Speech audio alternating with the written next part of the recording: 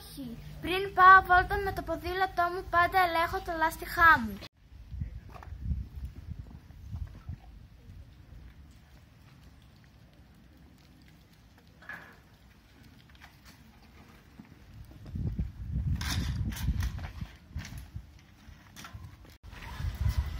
Όχι, εκτός από τα λάστιχα, ελέγχουμε τα φρένα μας και φοράμε το κράνος μας.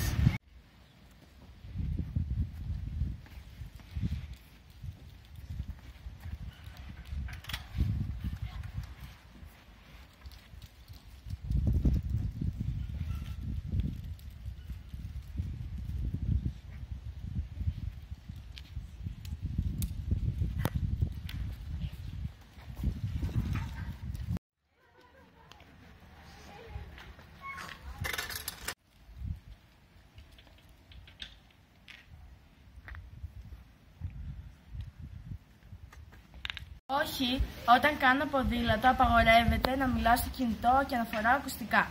Ένας ποδηλάτης πρέπει να αντιλαμβάνεται τους ήχους γύρω του.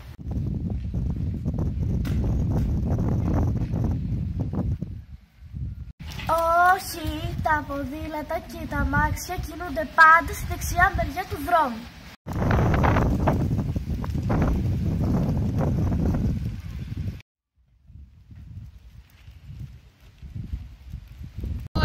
Όταν οι ποδηλάτες είναι δύο ή περισσότεροι, ο ένας είναι πίσω από τον άλλον.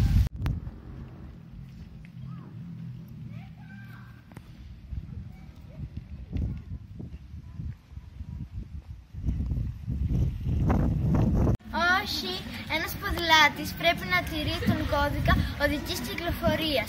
Πρέπει να ενημερώνει τα άλλα οχήματα προς τα που θα κινηθεί.